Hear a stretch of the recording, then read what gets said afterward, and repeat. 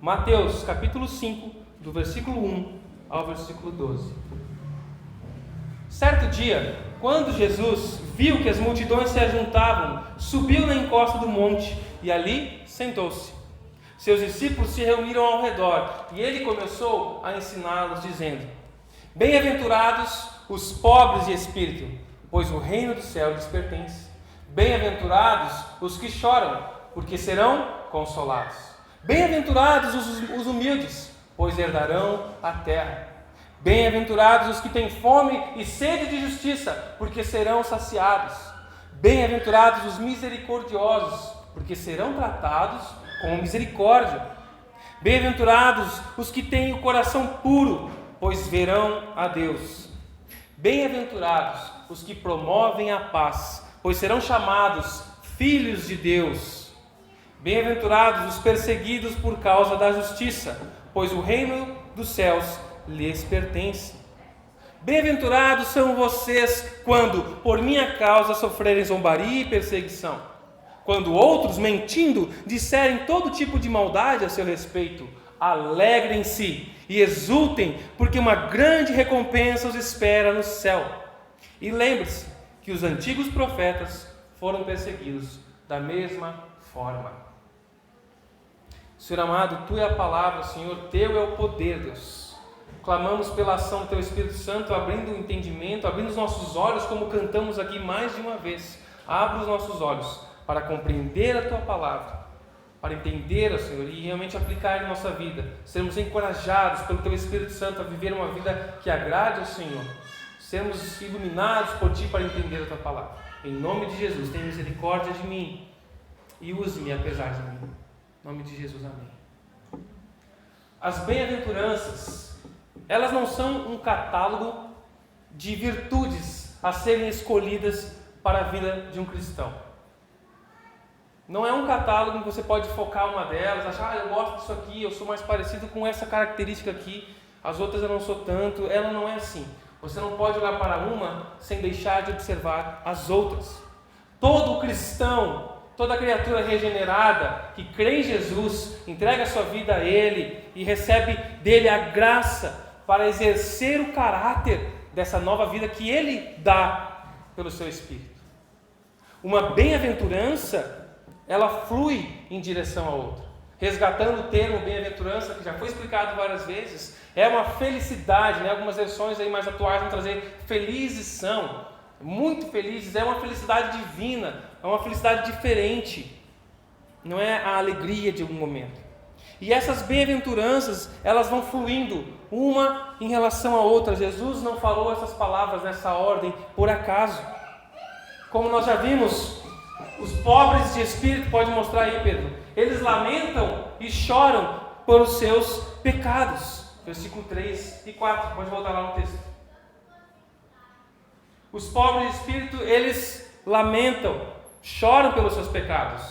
Mas, como resultado, versículo 4 e 5 são marcados pela humildade, que eles conhecem a verdade acerca de si mesmo na presença de Deus. E essas pessoas então começam a ter fome e sede de justiça, e eles são saciados. E uma vez satisfeitos, unicamente porque o Senhor Deus lhes concedeu misericórdia, agora também exercem essa misericórdia para com outros. São misericordiosos, mantêm a pureza na sua vida e promovem a paz. É uma ordem lógica. E por causa disso tudo, eles serão perseguidos. E exatamente da mesma forma como começou, Jesus termina essa moldura, porque deles é o reino dos céus. E hoje nós vamos focar no versículo 10, 11 e 12. A oposição, a perseguição é uma marca de um verdadeiro discípulo de Jesus. Perseguição, a oposição é uma marca do verdadeiro discípulo de Jesus. Tanto quanto ter fome ou sede de justiça, ser misericordioso é uma marca de um discípulo de Jesus. Mas será que falar de perseguição ainda é conveniente nos dias de hoje? Será? É um tema relevante falar sobre perseguição? Algumas pessoas pensam que não, que perseguição religiosa ou cristã já não existe mais, ou que é somente para aqueles países islâmicos mais radicais, porque nós vivemos no mundo moderno, na era da tolerância.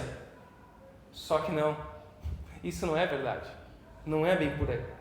Há alguns dias eu enviei no grupo da igreja um material da missão Portas Abertas. Vocês lembram sobre países perseguidos?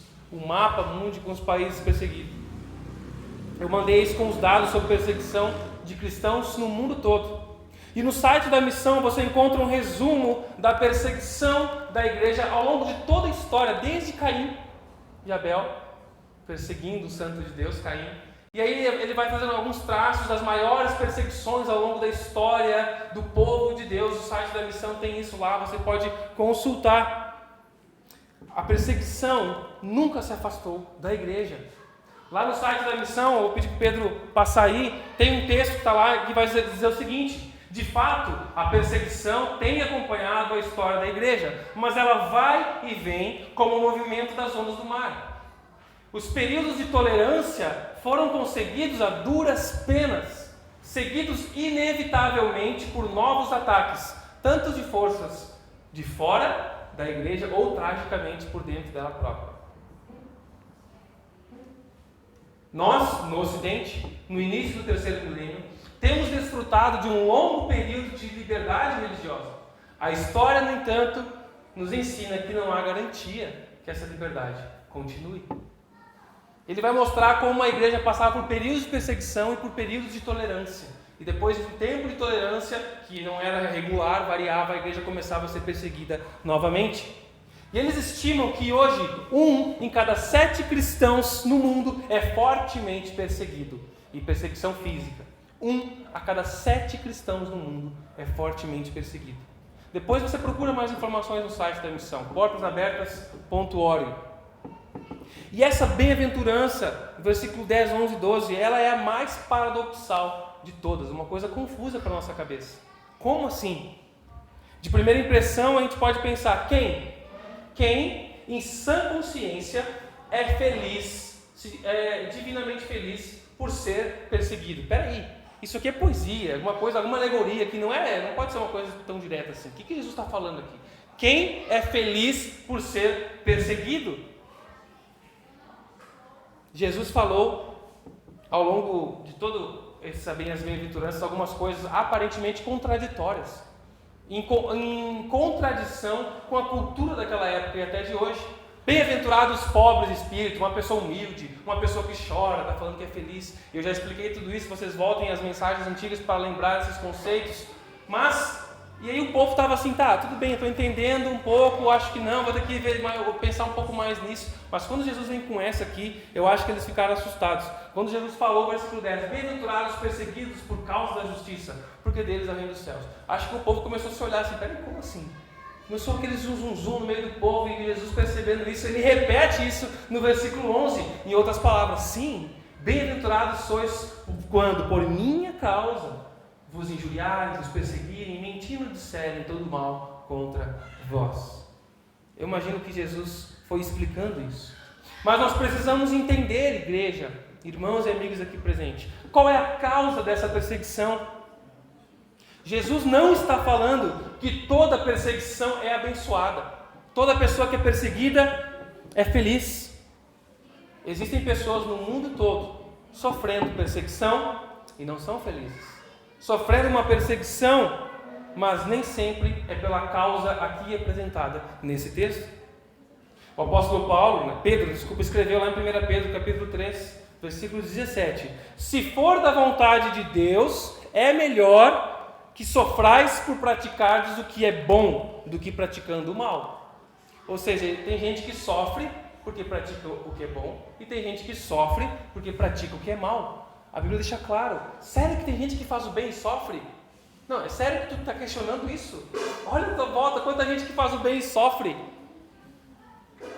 Mas, Pedro vai lembrar, é melhor que vocês sofram por praticar o que é bom, do que sofrer porque praticar o que é mal. Aí, você vai sofrer e vai sofrer mais ainda depois. É mais ou menos por aí que ele está falando.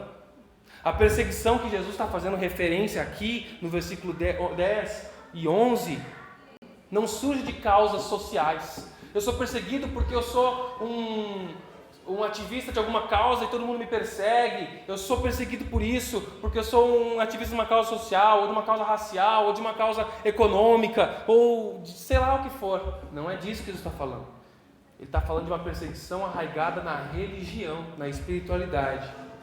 Porém, vale a pena mencionar que algumas pessoas, até ao longo da história, tem exemplos disso, se fizeram mártires e acharam que estavam sofrendo em nome de Jesus. Mas, quando na verdade muitas vezes estão sofrendo por causa da sua própria ignorância. Quantas pessoas acham que estão sofrendo por causa de Jesus? Eu estou sofrendo na minha vida porque agora eu decidi seguir Jesus e a palavra diz que eu vou sofrer, então eu estou sofrendo por causa disso.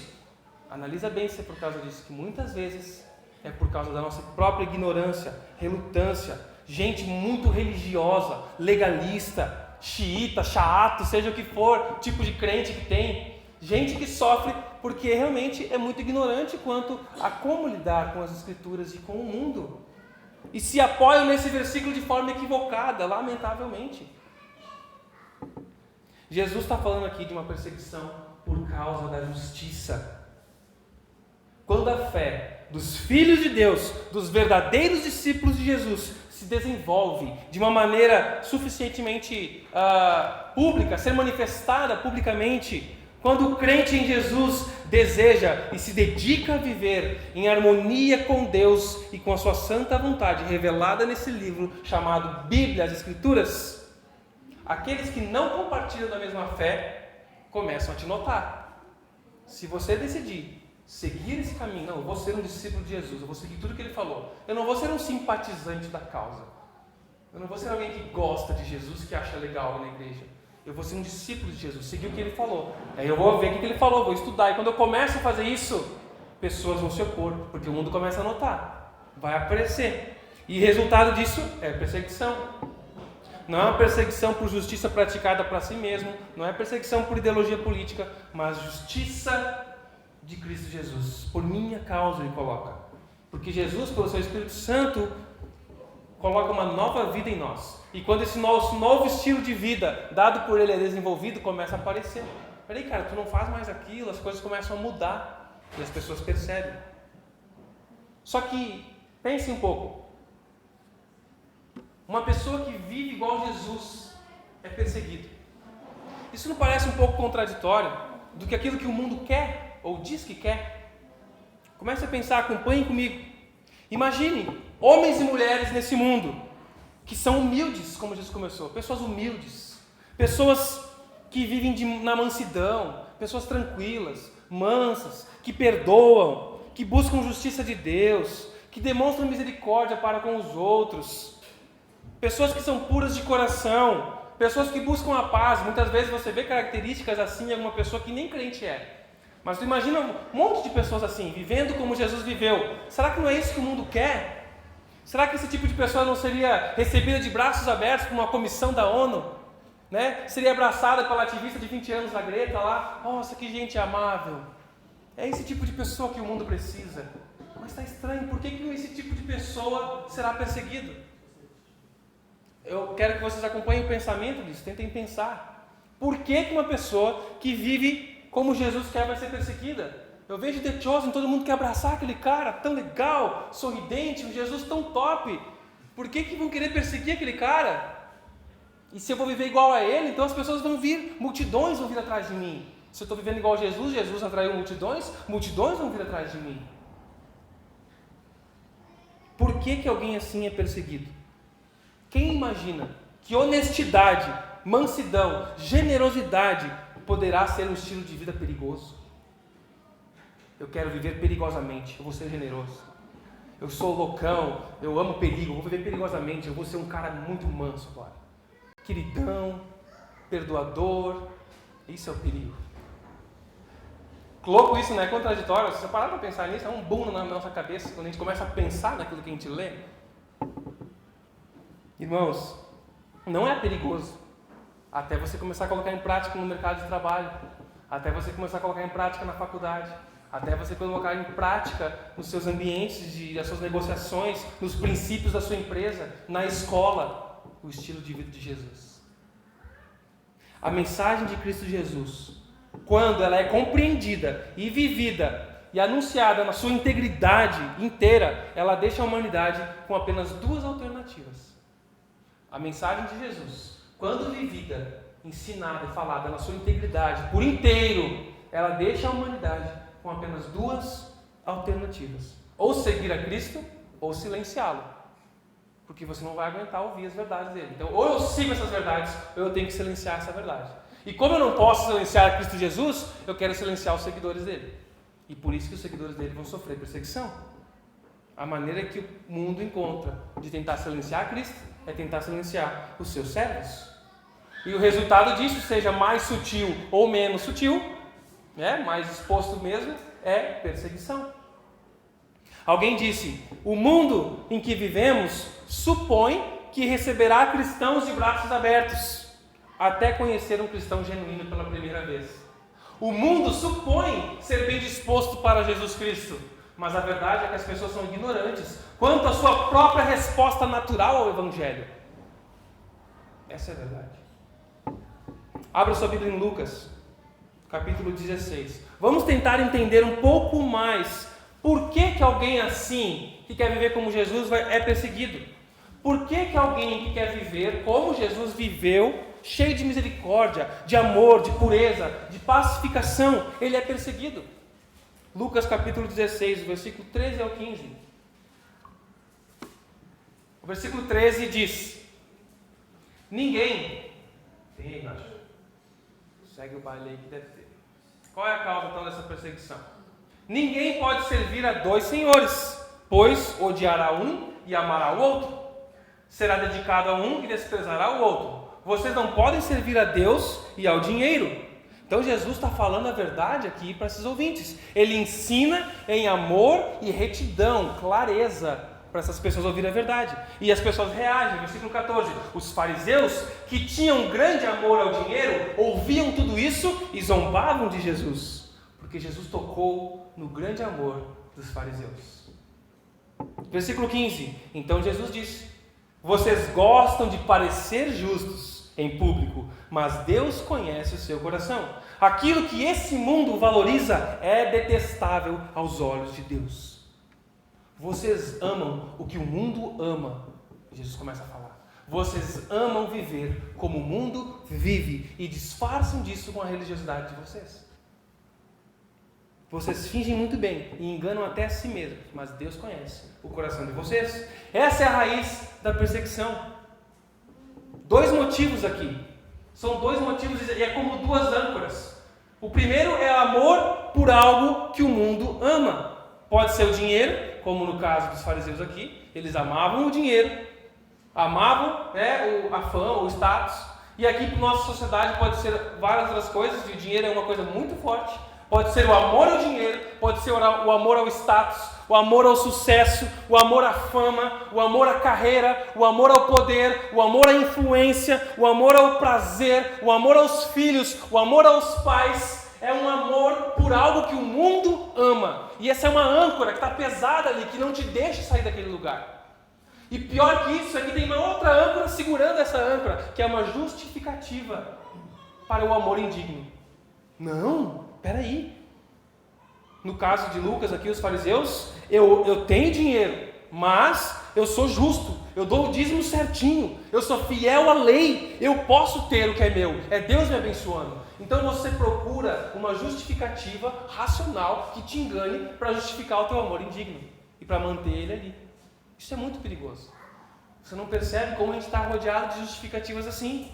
Não, eu preciso garantir o futuro dos meus filhos. É uma justificativa que parece legítima, mas ela é uma âncora muitas vezes segurando um amor indigno no seu coração, que nem é por um filho, muitas vezes é por uma carreira, por um status, por um reconhecimento. Não, eu quero dar para meus pais aquilo que eles nunca puderam ter.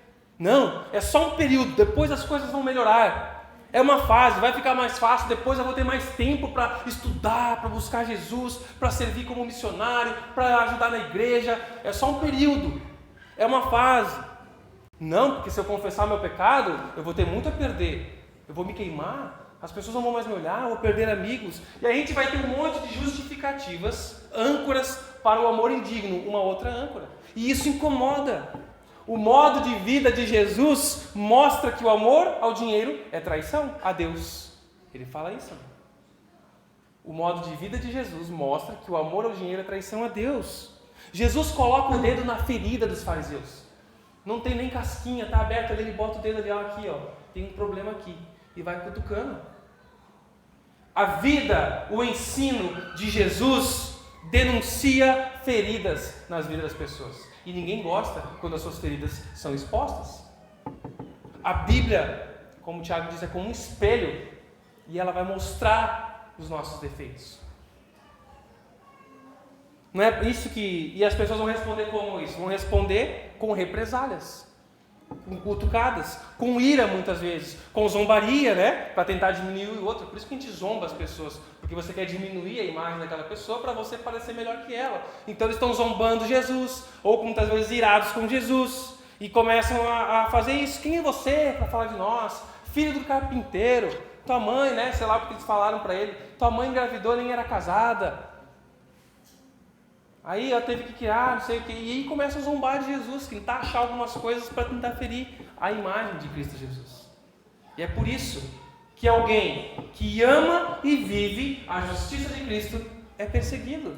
Se você quer viver como ele viveu, se você é alguém que quer ser puro, respeita o sexo para o casamento, para o seu cônjuge no casamento. Eu quero ser fiel à palavra de Deus, ao meu cônjuge, aos votos que eu fiz. A sua vida e o seu testemunho será um ataque para o amor das pessoas ao sexo livre.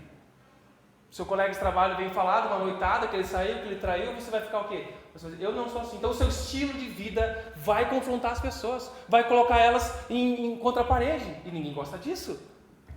Se você é alguém equilibrado, ou abstêmio total, zero álcool, a sua vida será uma denúncia a quem ama o álcool e o excesso.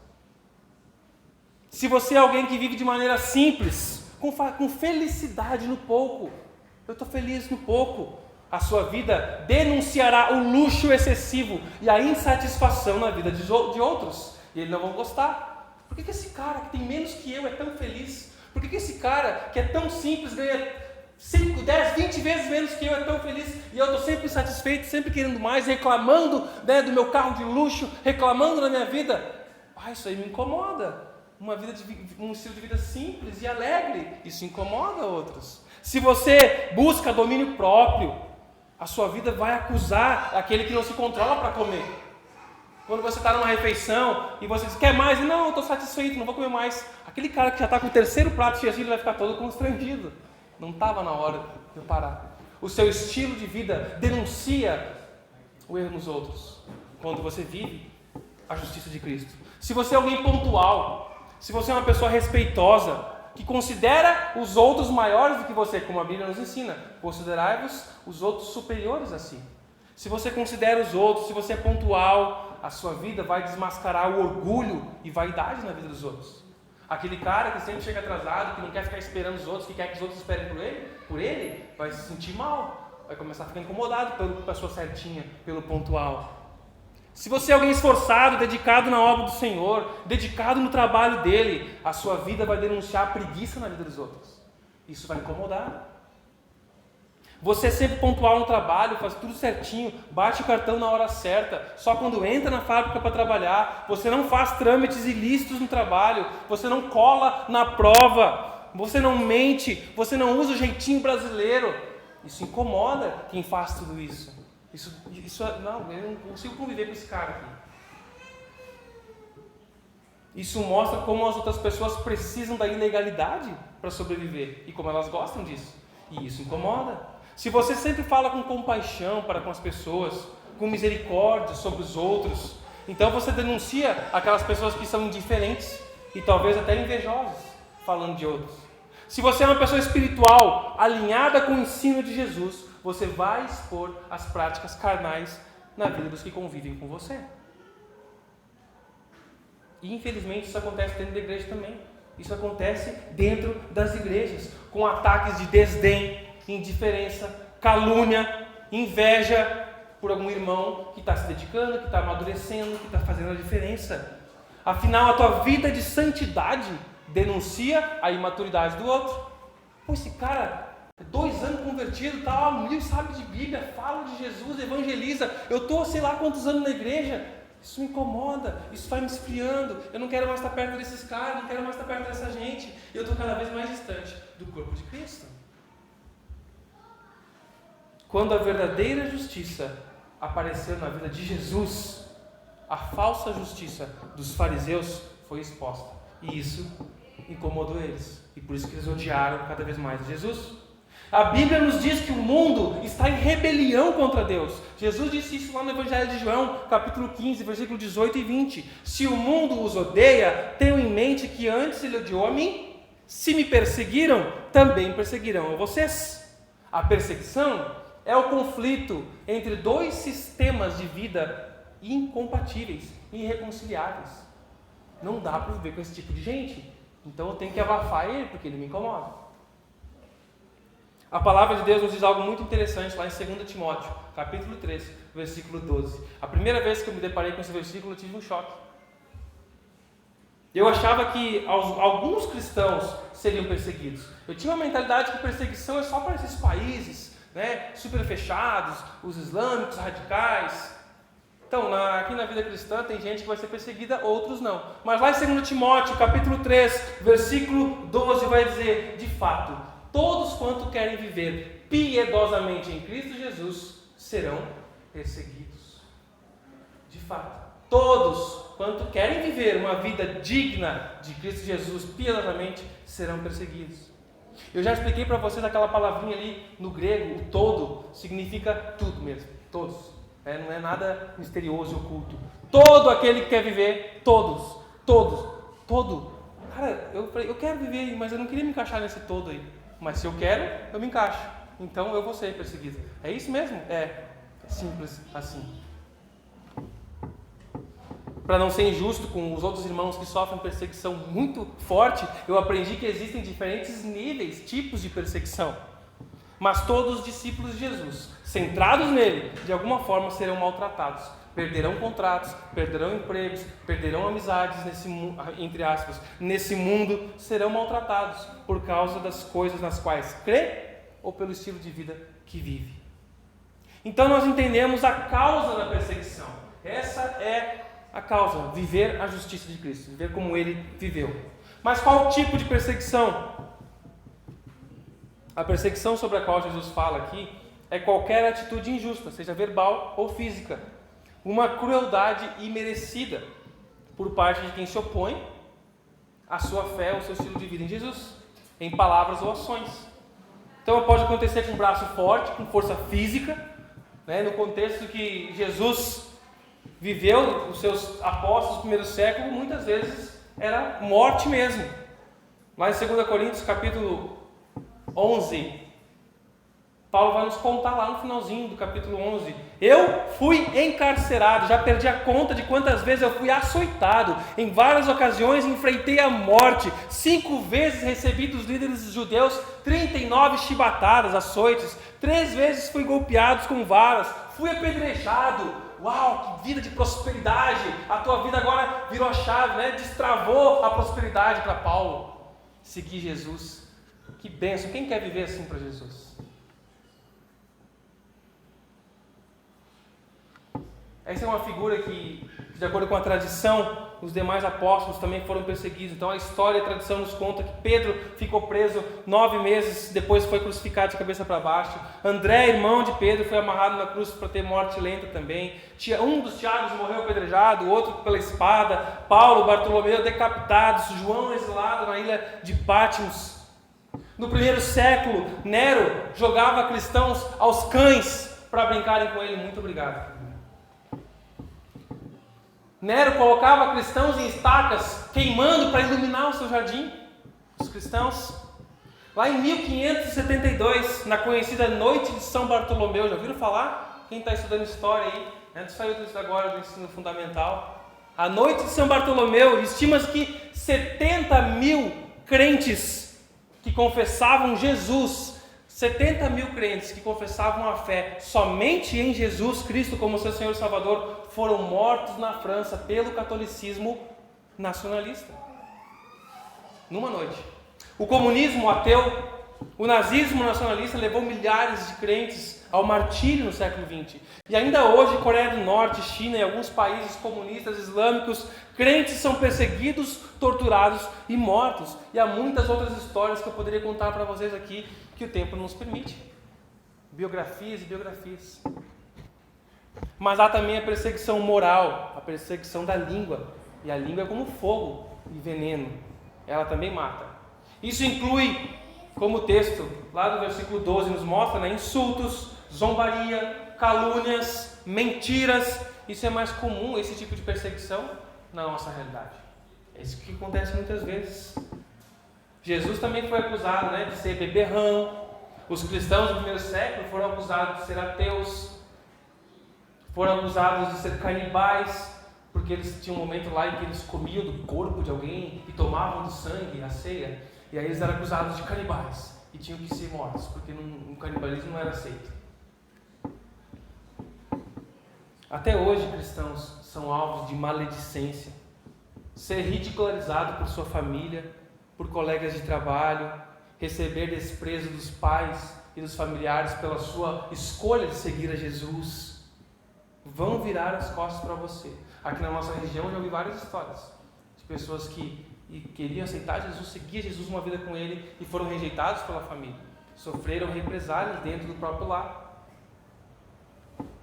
Agora você se lembra que eu falei que a mensagem de Jesus, quando compreendida, vivida e anunciada com integridade, deixa a humanidade com apenas duas alternativas.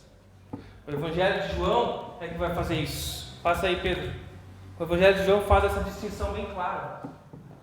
Uma delas nós acabamos de explorar, e é a perseguição aos discípulos de cristãos de Jesus, aos pequenos cristos. Lá em João capítulo 13, versículo 20 nos diz: quem pratica o mal odeia a luz e não se aproxima dela, pois teme que seus pecados sejam expostos. Olha como é tudo aquilo que eu expliquei aqui de Jesus com os fariseus. Eu não quero me aproximar da luz porque meus pecados vão ser expostos.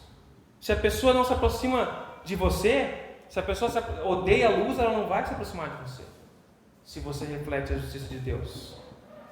Agora, o versículo 21, por outro lado, nos mostra que quem pratica a verdade se aproxima da luz para que outros vejam que ele faz a vontade de Deus. Duas opções de reação à luz. Ou as pessoas começam a te odiar por causa da luz, fugir de você, ou elas vão se aproximar de você e apreciar a luz e querer mais dela. Essas opções que esse texto nos dá. Ou você será perseguido, ou vai colher frutos de conversão e amadurecimento na vida das pessoas. E talvez agora você comece a pensar e observar a sua vida. Tá, pastor, peraí, mas na minha vida tem pessoas que não se encaixam em nenhuma dessas situações. Tem pessoas que não me perseguem, tem pessoas que não fazem mal para mim, não são assim, são civilizados, respeitam a minha opção religiosa.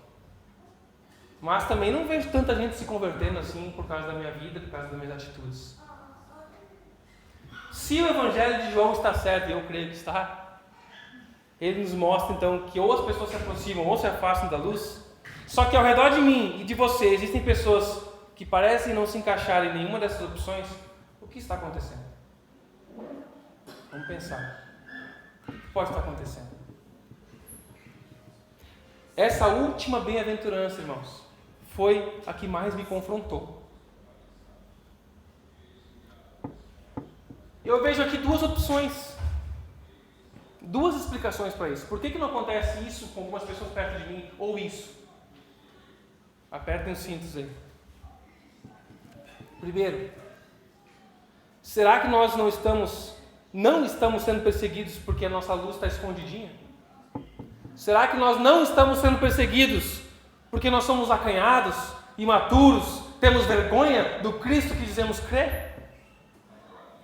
Eu estou de fato vivendo a vida de Jesus? Será que a minha vida não está mostrando os valores de Cristo? de uma maneira suficientemente visível para incomodar o ímpio, incomodar as pessoas que vivem na prática do pecado? Será que eu não estou deixando de transparecer os valores distintos desse mundo que Cristo Jesus coloca em mim e me ensina a viver? Será que a minha vida é tão normal, tão comum, igual a do mundo, que outras pessoas olham para mim e não vê nada diferente? Por isso que elas não me odeiam ou se aproximam da verdade? E é sobre isso que Jesus vai falar mais à frente, versículo 13 a 16, sobre o sal da terra e ser luz do mundo. É nesse contexto da perseguição. E eu acho que a maioria das vezes a gente se encaixa nessa primeira opção. Existem muitos relacionamentos nossos em que nós temos a nossa luz escondida. Não brilhamos como deveríamos brilhar. Mas pode ser, e eu creio que há casos assim também, conheço, que você está mostrando valores distintos de servo de Jesus. Eu estou querendo viver como Jesus, falando com integridade do Evangelho. Eu falo de Jesus com as pessoas, eu falo sobre arrependimento, eu me esforço para viver, eu erro, reconheço meus erros, peço perdão. Mas parece que nada acontece com algumas pessoas. Eu acredito que em algumas pessoas há uma batalha acontecendo no coração delas, em muitas pessoas. Porque a conversão ou a perseguição, se aproximar ou se afastar da luz, não são coisas que sempre acontecem de maneira imediata. Nós temos inúmeros exemplos bíblicos disso, de processos. É um processo muitas vezes. Pessoas podem estar vendo Jesus na sua vida, sendo confrontadas com a sua vida, mas oscilam entre fugir de você, odiar a luz ou querer se aproximar de Jesus. Eu quero experimentar, mas na verdade ela ainda não quer. Ela não foi regenerada para uma nova vida. O desejo dela não é pleno ainda. Mas ela tem um interesse pelas coisas, com segundas intenções, ou o que seja, o que for. Mas parece que ela vai e de repente ela se afasta. Ela não foi plenamente, não tem um desejo pleno. Por isso que em alguns momentos, se você for cristão íntegro, você pode esperar. Ou você colherá uma alma para Jesus, maturidade na vida das pessoas, ou você ganha um inimigo. Se você for um cristão íntegro, em algum momento, essa pessoa vai tomar uma decisão: ou eu me afasto de você, ou eu me rendo a viver do jeito que você vive. Me rendo a esse teu Jesus. Em algum momento isso vai acontecer. A não ser, no primeiro caso, que nós estejamos vivendo uma vida sem sal, uma vida sem luz, fraca, escondida. E aí fica fácil para o mundo te amar. E aí Jesus nos lembra lá em Lucas capítulo 6, versículo 26. Ai de vós, quando todos o elogiarem. Ai de vós, quando o mundo os aplaudir. Mas e aí, como Jesus espera que o seu povo reaja a essas perseguições? Poxa, está pesado, Jesus, está falando que eu vou sofrer, que é difícil. Se eu não estou sofrendo é porque eu não estou vivendo do jeito que tem que viver. Que pesado isso. Como é que eu vou viver com isso? De que maneira Jesus quer que eu viva? Aí Jesus vem com aquele sorrisão dele, nos diz no versículo 12: alegrem-se e exultem, porque uma grande recompensa os espera no céu. Jesus nos diz para não revidar, não se zangar, não se autocomiserar, mas se alegrar, exultar alegremente quando isso acontecer, quando o mundo os perseguir. Alegre-se. Lá em Atos capítulo 5, quando alguns dos apóstolos foram presos, depois açoitados, olha o que eles disseram lá no versículo 41, depois que eles foram soltos. Os apóstolos saíram do sinédrio alegres por terem sido considerados dignos de serem humilhados por causa do nome de Jesus. Que honra poder sofrer por causa do nome de Jesus. Os caras saíram vibrando, que alegria, nós sofremos. Que paradoxal isso. Mas, quando a gente vive um mundo onde o Evangelho é oferecido com bênçãos aqui da terra, e você não vê essas bênçãos aqui da terra, fica muito frustrante viver para Jesus. Mas a Bíblia mostra que coisas nos esperam no céu, e a gente olha para Cristo Jesus, não para o que Ele nos oferece aqui na terra, que sim, Ele nos dá muitas bênçãos, alegrias e privilégios aqui. Um discípulo de Jesus deve se alegrar na perseguição. Primeiro, porque a perseguição é um sinal, Pedro, de genuinidade. Pode mostrar aí. A perseguição é um sinal de genuinidade. Indica o caráter verdadeiro da sua fé. O texto nos diz que assim perseguiram os profetas que vieram antes de vós. Profetas de Deus foram perseguidos. E se tu está sendo perseguido por causa da justiça de Cristo, alegre-se, você é como um deles. Confirma a sua genuinidade cristã isso. Segundo, porque o seu caráter é purificado e amadurecido. Nós temos o contexto bíblico de Romanos capítulo 5, versículo 13 e 4, que nos diz: também nós nos alegramos ao enfrentar dificuldades e provações. Por quê? Porque sabemos que elas contribuem para nos desenvolver perseverança. E a perseverança produz um caráter aprovado. E o caráter aprovado fortalece a esperança. Vida segura, firme, alegre em Jesus. Lá em Tiago capítulo 1, nós já estudamos no ano passado, nos diz também, versículo 13 e 4, vocês sabem que a sua fé, quando provada, produz perseverança. Ela tem oportunidade de crescer. E é necessário que a perseverança cresça, pois quando vocês estiverem plenamente desenvolvidos, vocês serão maduros e completos, sem que nada lhes falte. Para a gente ser completo em Cristo Jesus, passaremos por algum tipo de perseguição. E um discípulo de Jesus deve se alegrar em terceiro lugar, porque receberemos uma recompensa nos céus gloriosa. Um discípulo de Jesus determina os seus valores na perspectiva da eternidade. Eu me frustro muitas vezes, eu fico triste de ver cristãos exultando com tanta alegria, com tanta... Assim, parece que foi a melhor coisa que ele ganhou na vida. E ele, o que foi, cara? Ele compartilha alguma bênção terrena. Eu fico feliz de ver irmãos prosperando. Eu fico feliz de ver as pessoas se dando bem, alcançando seus sonhos e objetivos, é óbvio. Mas eu me frustro quando eu vejo que a pessoa parece que considera que aquilo é o máximo que ela vai receber da vida. O melhor que eu podia receber. Como Deus é fiel, como Deus é bom, olha só. É claro que Ele é. Mas Ele tem muito mais para ti. Porque na conversa muitas vezes tu vê aquela mentalidade terrena, as coisas aqui da terra. Eu vou conseguir, eu vou porque Deus é fiel, em vez de olhar para o céu, independente se eu conseguir ou não, eu tenho uma recompensa esperando para mim no céu, muito grande. Essa é a verdade das Escrituras, irmãos. Lá em Romanos, capítulo 5, versículo 18, nos diz o seguinte: creia nisso, ouça com atenção, preste atenção aqui, Romanos 5, 18. Os nossos sofrimentos atuais não podem ser comparados com a glória que em nós será revelada. Creia, 2 Coríntios capítulo 4, versículo 17 nos diz: porque nossos sofrimentos leves e momentâneos estão produzindo em nós, para nós, uma glória eterna que pesa mais do que todos os sofrimentos. Essa é a convicção.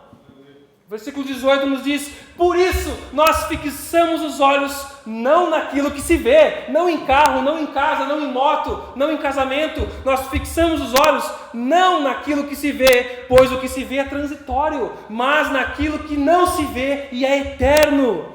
O nosso sofrimento aumenta a nossa recompensa no céu. Pense nisso. Pense, se não tivesse diferença para um cristão que sofre, para um cristão que não sofre, quem iria abraçar a perseguição com alegria? Se não tivesse diferença, uma recompensa no céu para aqueles que sofrem a perseguição, quem ia alegremente passar? Eu preferia estar no grupo sorteado dos que não vão sofrer. Se Deus permite, é para desenvolver em nós o seu caráter, nos recompensar com peso de glória. Lá em Mateus capítulo 19, versículo 29, olha o que Jesus diz. Esse texto é forte. Irmãos, vocês têm que ser muito maduros, firmes para ouvir a palavra de Deus aqui, irmãos. Mateus 19, 29. E todos que tiverem deixado casa, irmãos, irmãs, pai, mãe, filhos ou propriedade, por minha causa, receberão em troca 100 vezes mais e herdarão a vida eterna. Ele não diz que é 100 vezes mais do que na terra. 100 vezes mais pais, mais mães, mais filhos, mais irmãos, mais propriedades. Receberão peso de glória. Eu entendo pelo contexto de toda a Escritura, dos textos que nós estamos mostrando. Há 15 dias atrás, irmãos, exatamente, eu ouvi a seguinte frase: não é errado focar na recompensa. O errado é focar na recompensa errada. Não é errado focar na recompensa que Deus está preparando para nós. O errado é focar na recompensa errada. Não, se tudo isso está acontecendo é porque Deus vai me dar um carro melhor. Quem disse isso? Onde é que tu leu isso? Olha, tomara que tu ganhe um carro melhor, mas se não ganhar, eu lamento ver a tua frustração. Te prepara, porque se não vier, Deus não te deu garantia disso. A não ser que de alguma outra maneira Ele tenha te dado essa garantia. A palavra dele, garantida e revelada, não deu. Não, mas se eu perdi isso é porque eu vou ganhar 100 vezes mais. Aconteceu com Jó. Ah, teu nome é Jó? Não, calma aí, irmãos, olha para o céu. Podemos perder tudo na terra, mas é para o céu que nós estamos indo. E lá será a nossa eternidade. Somente a convicção de que o sofrimento por viver a justiça de Cristo aumenta a nossa recompensa, o nosso peso de glória, é que nos permite exultar na perseguição. Glórias a Deus por isso, gente. Mas como nós vamos ver uma vida assim? Desejando mais as coisas do céu e menos as da terra. Por isso que é tão difícil engolir um texto como esse. E eu não sei porque a gente tem mais visitantes nos dias que os textos são mais pesados. Posso vir outros dias, vai ser mais leve outros dias, mas eu vou falar o que Deus colocou para falar aqui, não vou mudar por causa das pessoas. Mas outros dias, quem sabe seja mais suave, Deus encoraja um pouco mais, mas Ele nos encoraja aqui. Como eu falei semana passada, quando o Espírito Santo ele vem e nos martela, nos faz isso, é para nos moldar, para nos fazer mais preparados para Ele. E não para nos deixar no chão, triste, pesado. É para nos fazer levantar e enxergar a realidade, irmãos. Nos moldar. Só que a verdade é que nós amamos demais os prazeres dessa vida. Como é bom! Por que a gente se assustou tanto com a possibilidade de um governo que piorará a economia do nosso país? Porque o nosso conforto está comprometido. Ou é só por causa dos valores cristãos? É só por causa do aborto? Muitas vezes, cara, a coisa vai ficar feia. Eu ia abrir um negócio, não vai dar mais, está inseguro, vai quebrar, não sei o que, vai sair dinheiro daqui, não vai mais ter dinheiro para aquilo, e a gente vai mudar a condição. Então a gente olha tanto para as coisas terrenas, que quando elas são comprometidas, nossa vida se abala. Como é que é o último verso da música que a gente cantou? Eu vou construir minha vida em ti. Não vou ser abalado. Eu vou confiar em ti e não vou ser abalado. Se a gente está se abalando, é porque a gente está tirando os olhos de Cristo Jesus. Eu andei dias muito abalados aí por causa de questões políticas e vendo notícias. Eu, cara, não acredito, e vi uma coisa e outra assim. E ficava frustrado. Eu estou olhando demais para essa terra. Eu estou olhando demais para o Brasil. Eu queria fixar minha residência aqui. Não, minha residência não é aqui. Não é em outro país também, é no céu. É lá que é o meu lar. E se Deus me permitiu viver aqui nesse contexto, Ele tem planos para isso aqui, irmãos. Talvez você pense, pastor, mas esse texto aí é para os missionários que sofrem, para o início da igreja. Não é para mim, não é para você. Não sei. Eu creio que a Bíblia fala hoje, para mim e para você. Você pode estar vivendo escondido, não falando o que deve ser dito, não fazendo o que deve ser feito. E o mundo gosta de você, pois você é legalzinho. Então você não é perseguido, que beleza. Como que eu vou resgatar a paixão por Jesus? Como que eu vou resgatar um estilo de vida igual ao de Jesus, com a sua mensagem que confronta o mundo, mas que salva pessoas desse mundo, dessas mentiras? Com fé, nós precisamos olhar para a Bíblia. Olhe para Hebreus capítulo 13, versículo 2, nos diz: mantenhamos o olhar firme em Jesus, o líder, o autor e consumador da nossa fé. Ele suportou a cruz, sem se importar com a vergonha, por causa da alegria que ele esperava. Jesus também estava olhando para o futuro. Cara, essa cruz aqui vai proporcionar alegria maior para mim, glória ao meu nome e para os meus filhos amados, meus irmãos. Em Hebreus 11, depois de citar a galeria ali dos heróis da fé, o texto nos diz que esses foram apedrejados, cerrados ao meio, postos a provas, mortos a fio de espada, andaram errantes, vestidos de peles de ovelhas, de cabras, necessitados, afligidos e maltratados. O mundo não era digno deles.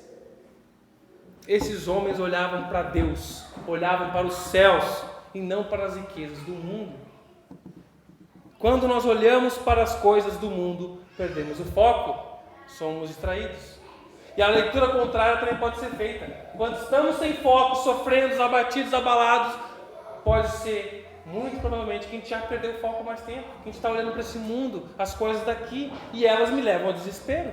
Mas quando eu olho para a cruz, para Jesus, eu consigo passar por isso. Porque o caminho do cristão é diferente do caminho do mundo. Concluindo, irmãos, a mensagem do cristianismo. o Evangelho de Jesus e o modo de vida dos verdadeiros cristãos sempre estará em conflito com o mundo ao nosso redor.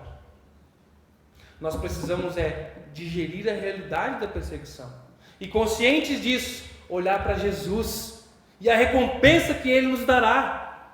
E assim nós vamos nos livrar do desencorajamento e da desilusão, porque tem muito crente que anda iludido com as coisas erradas. Infelizmente. Quando você estiver sendo perseguido, injuriado, maltratado, perdendo contrato, perdendo cliente, perdendo fornecedor, perdendo funcionário, porque você é um patrão chato demais, tudo certinho, isso vai acontecer se você quer viver. Quando isso acontecer, você lembre-se que atrás de você já marchou um exército de profetas de Deus, de pessoas que olhavam para a cruz e para a recompensa que Deus estava preparando, e não para a glória desse mundo. Porque em Cristo Jesus nós somos mais que vencedores, irmãos. Alegre-se nisso, confie nisso. E assim, paradoxalmente, nós chegamos ao fim das bem-aventuranças. Felicidade. Eu sei que é impactante esse texto aqui. E confrontante, como eu disse para vocês, foi a bem-aventurança que mais me confrontou. Porque perseguição, a gente não vai sofrer aqui, talvez ainda não, né? Talvez não seja preso, talvez um dia seja preso por algo que eu fale aqui, se der, ou não. Talvez ele não seja maltratado, arrastado, torturado, queimado. Mas por que eu tenho tantos... Por que aquelas duas respostas de João não acontecem com os relacionamentos, alguns deles? Por que tem gente que nem se aproxima para amadurecer e se converter, mas também não se opõe? É a minha luz que está pequena ou é um processo que está acontecendo? Eu tenho que repensar. Em cada relacionamento, porque a gente age diferente com as pessoas. Algumas pessoas a gente se comporta de um jeito, com algumas de outro. E isso vem à tona para levar você ao amadurecimento, a uma vida sem ilusão, sem ilusões, sem olhar para as coisas erradas, mas olhar para Jesus, olhar para a recompensa que está proposta no céu, que Ele vai nos dar, junto com a vida eterna, junto com a salvação. Um bom resumo para as bem-aventuranças, diz que elas se dividem naturalmente em 4 partes. Tem aí, Pedro, um slide que mostra isso. As primeiras 3 vão mostrar um homem se convertendo dos seus pecados. Um homem reconhecendo que ele é pobre de espírito, que ele precisa de Jesus. E ele vai chorar pelos seus pecados, vai receber o consolo. E ele se torna humilde porque ele precisa de Deus. Então ele mostra um homem convertendo-se dos seus pecados para Deus. O versículo 6, a 4ª bem-aventurança, nos mostra Deus se voltando para o pecador, revestindo-os com a justiça de Cristo. Agora você vai ter fome e sede da justiça. E ele vai se sentir satisfeito, Deus faz isso.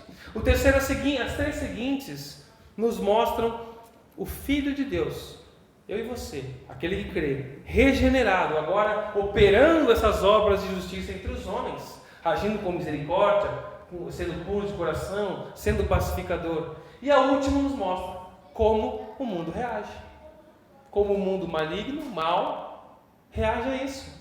Mas nós não estamos com medo do mundo, porque nós somos salvos por Jesus e olhamos para Ele e para a sua cruz. Homens e mulheres, verdadeiramente e divinamente felizes e que têm a aprovação de Deus. Lembra esse conceito? Bem-aventurado é aquele aprovado por Deus. Lá na primeira mensagem eu falei sobre isso. Esses encontram em Jesus a realização das suas vidas. Afinal, é tudo sobre Jesus, irmãos.